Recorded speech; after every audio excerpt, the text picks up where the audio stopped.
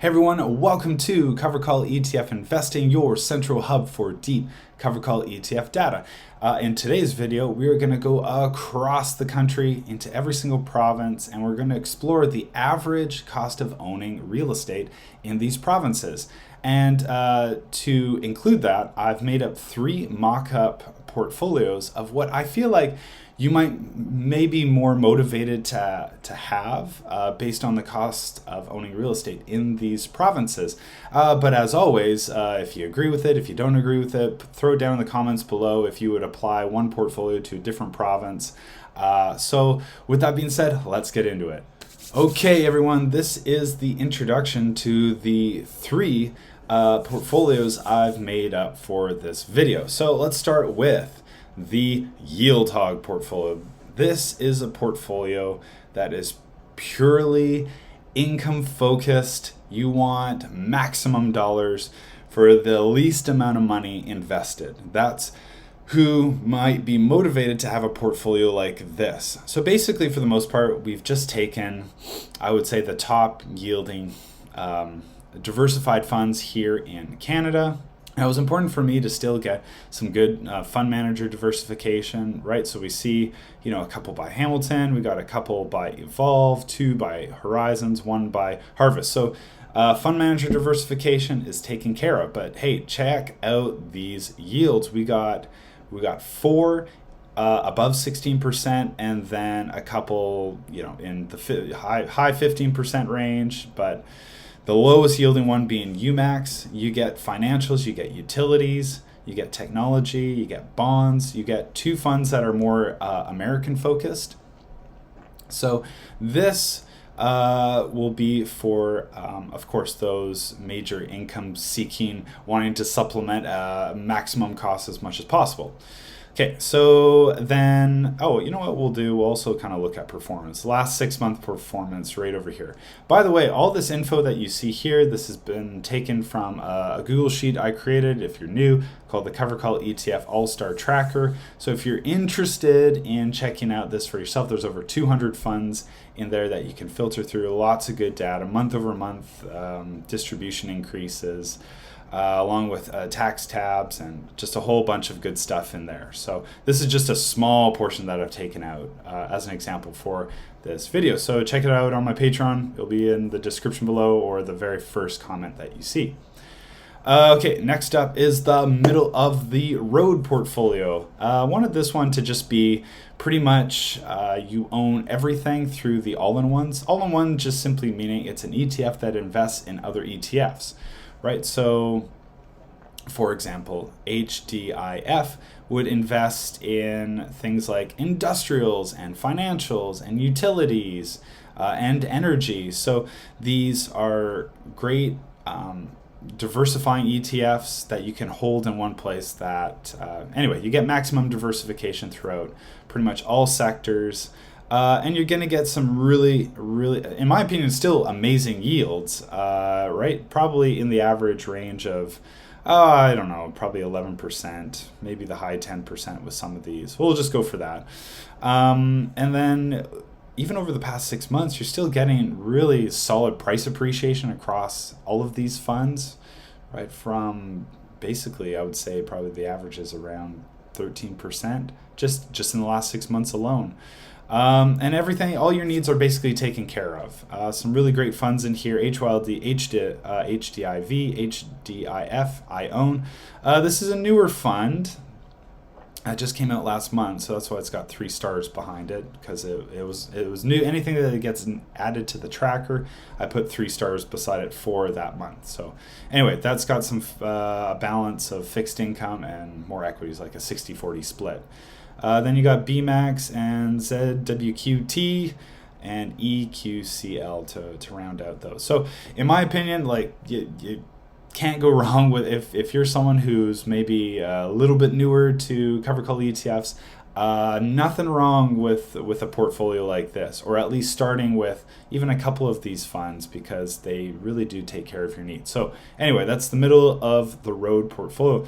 The next one we got is the rocket fuel portfolio. This is for people who maybe really love cover call ETFs, but hey, you're willing to take a little bit more risk. You're willing to be a little more concentrated into maybe certain sectors that see much more price appreciation than other ones. So this might be a portfolio for you. But basically, you're going to get probably the smallest yield out of all of the other ones. But still, again, in my opinion, anything above 10%, shoot, anything that's like 8% is really good. It's just, of course, this channel focuses on 10% plus yielding funds. But at any rate, you know what? And now that I look at it, it'll be less than the middle of the road portfolio. Sure, but boy, is it going to be fairly close to this one. So you're probably going to get, in the low 10% range for yield. Maybe here you get in the high 10% range, if not into 11%. So the gap might be a little bit smaller, but hey, volatility will be a little bit more smooth, I think, with this portfolio versus this one is going to be a rocky road, right? You know those road trips going through the Rocky Mountains. That is what right, and you got the you're driving along those, like the side of the mountains, and you look over and there's a 200-foot drop right there. Yeah, that's what this portfolio is, driving next to a cliff on going up or down those mountains. Okay, let's check out performance. The performance price-wise is the best of all of them. So you got really great performance from Bitcoin, if that's if you're hungry for that, if you don't mind having a little bit of Bitcoin in your portfolio. HTAE, a fund I own, has done really well. EBNK, I wanted to put some financials in there, and actually to my surprise, I didn't really realize how well EBNK has done over the last 6 months. And even EQCL, maybe not the biggest performer, but I did want to add a little bit of global diversification with BMAX and EQCL, not so that it's just 100%, steroids on the tech sector. So, but the main focus is, yes, technology is primary price appreciation growth driver. Okay, so if you want to see the biggest gain price-wise and still get paid really well while you hold it, well, this rocket fuel portfolio might be for you. Okay, so let's get into what we're looking at as far as average prices are across the country. So we'll go through, we'll have a look at all these. This is all updated data by Housing Market Stats over at CREA. Here at British Columbia, my home, unfortunately, we take the gold medal for the most expensive place in the country to live, or most expensive province in the country to live, with the average price of a home at just over $1 million. Sad. It's terrible. Anyways, next up, no wonder everyone's moving to Alberta, especially people I know who are in the trades. Lots of work up in Fort McMurray, which is, I think, somewhere over here. It's half the cost of living in BC. We move over to Saskatchewan, a little bit still, I would say, like, if you're comparing yourself from Alberta to Saskatchewan, boy, I mean, you're still dropping off a good chunk. So certainly livability here, with the average price of homes, much more affordable, much more easy to stomach. But I would say, I'm sure if you lived in these provinces your whole life and you see things going up, you're probably thinking, oh my goodness, $300,000 for a house. Trust me, move out to BC and you'll have a heart attack just on some of the prices that you'll see. Manitoba, a little bit more than Saskatchewan, but they're roughly kind of in the same range. Ontario, really, in my opinion, not much different than British Columbia, especially if you're in the Greater Toronto area, you're in the Greater Vancouver area. We are, brothers and sisters in arms when it comes to just unaffordability and the ability to afford a home. Quebec, kind of similar to Alberta, sort of in that $500,000 range. Newfoundland and Labrador, probably the least expensive place to buy a home. Then we got a couple other provinces left, kind of hard to see there. What do we got? Nova Scotia at $415,000. Let's see, New Brunswick at $300,000.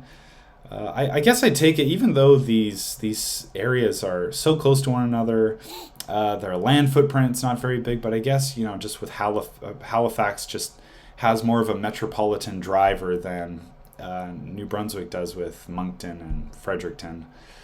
What else do we got? Where's PEI? It's so tiny, I can't even... Okay, PEI, much more similar to, I guess, Nova Scotia. Actually, not really. Maybe more similar to, come on, get on there. Okay, 355.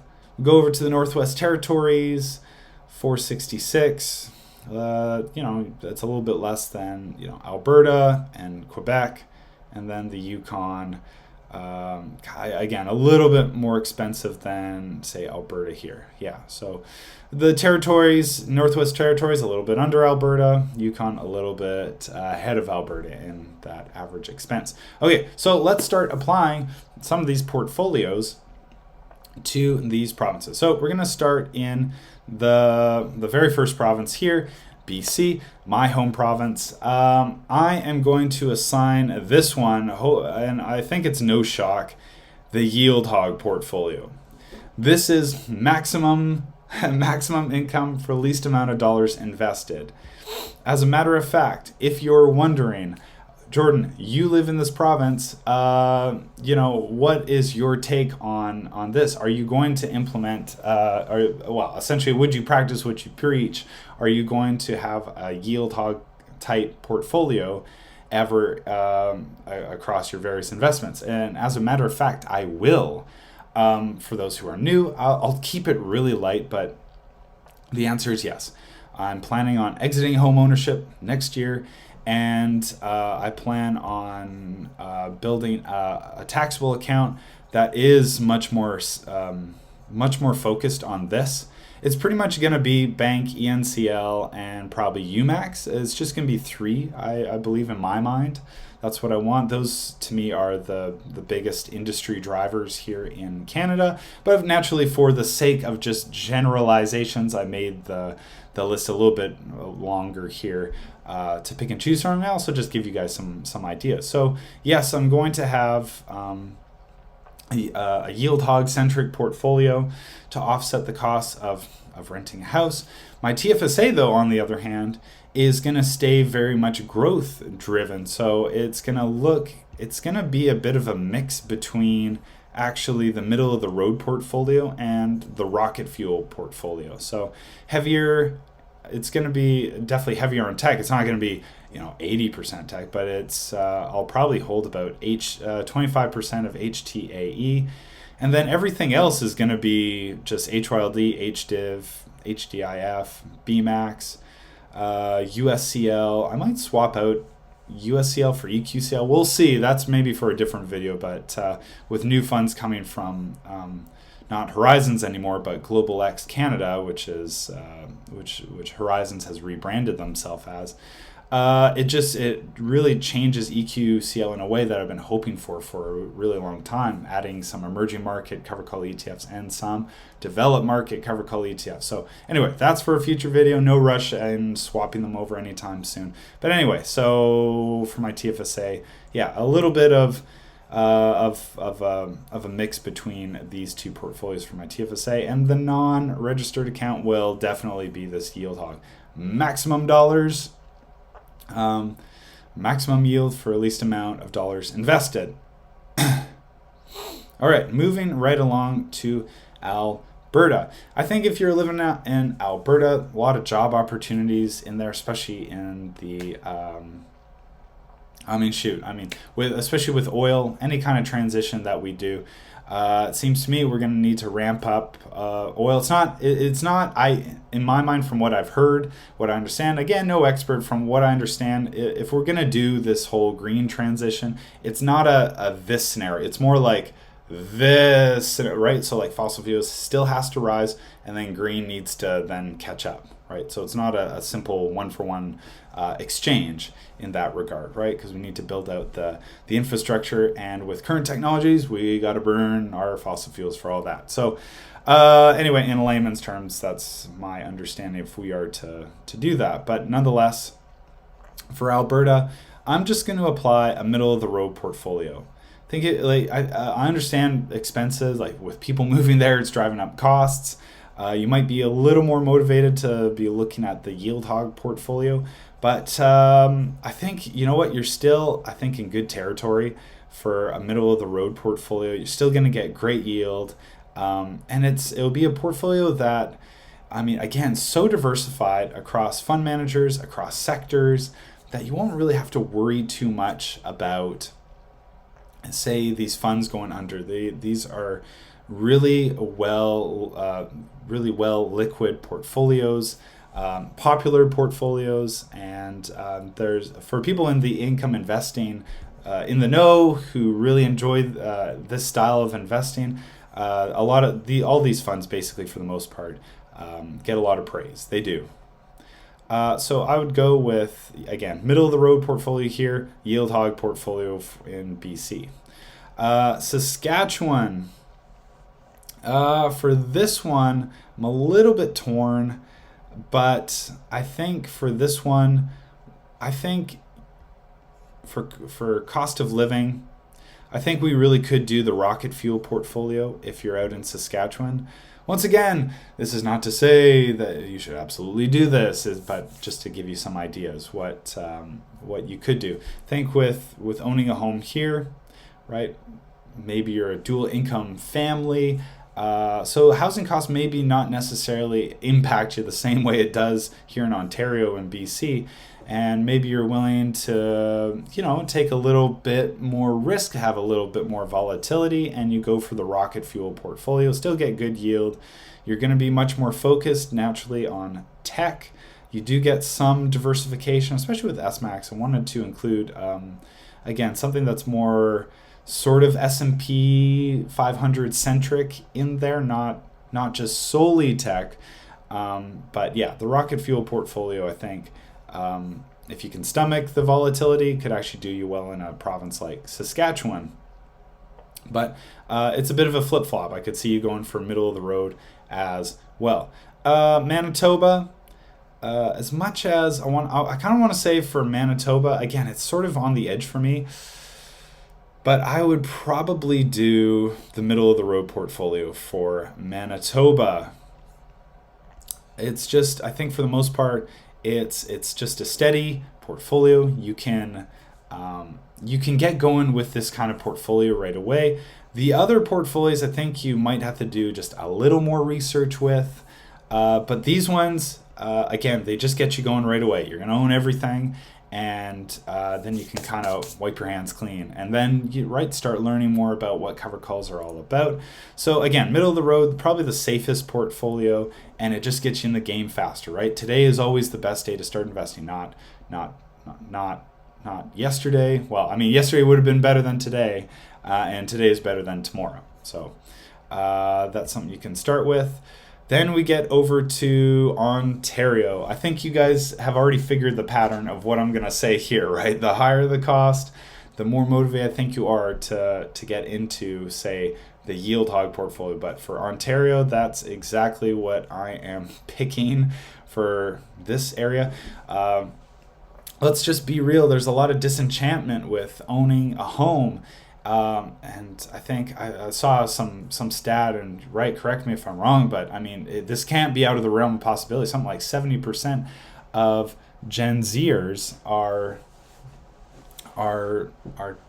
feel like they won't own a home at all. So, it's and if you can't afford a home, you probably feel like you can't afford a family, and yeah, that's definitely discouraging. So, the least amount of money to be invested for maximum, yield and to supplement your costs. So that's the one we're going with.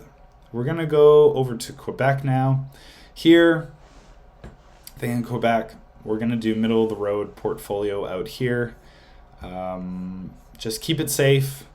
I know we're going across the country. You could certainly apply certainly, with whatever your goals are, you can apply any of these portfolios to any province. But again, it's just what I think you might be more motivated to have based on the province you live in. So again, put in the comments below if that's true or not, if you agree with that. Maybe you have a different portfolio, but you agree with the kind of general sentiment that, yeah, people maybe I know would probably more or less go with, rocket fuel, middle of the road, yield hog portfolio.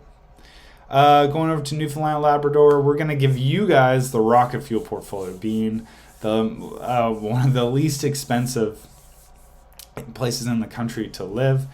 Hopefully there's, I don't know too much about Newfoundland and Labrador, so hopefully there are, industries out there that allow for high-paying jobs, and maybe you take a little bit, maybe you feel like you can take a little bit more risk and handle the volatility of that rocket fuel portfolio. So I'll apply that to that one. Let's go down to Nova Scotia. Down here, we'll do middle of the road down here. Again, Halifax being the metropolitan driver in this region. Over in New Brunswick, I think this one could be a rocket fuel portfolio. But again, here's the thing. One thing I did not include in here, which would certainly drag the video out much longer, is the fact that average wages, real estate might be a lot cheaper, but wages could be a lot more suppressed, which might lead to basically an alteration of what you would consider. So, for us here in BC, obviously this is nuts. And in my opinion, not sustainable, especially with debt levels on the personal level and even on the governmental level. It's just not sustainable whatsoever.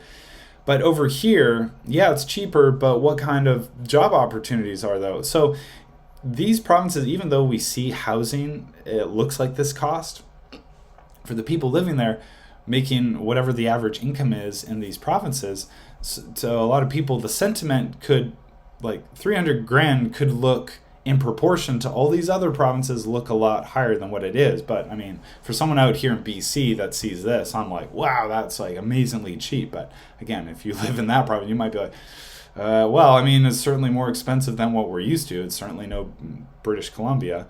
But at any rate, we're going to give this one the rocket fuel portfolio, and PEI to round out all of this. Oh boy, this is right on the border. I'm going to give this middle of the road, being the most expensive maritime province. We'll keep it safe, and we will give it the middle of the road portfolio here. And then I guess to round out, we'll go to the territories. Both of them I'm going to give middle of the road portfolio. What happened there? Yeah, let's just give it middle of the road portfolio. Again, you can't go wrong with middle of the road. I think it would most likely, I think, be the most popular for anybody starting out, someone who's newer.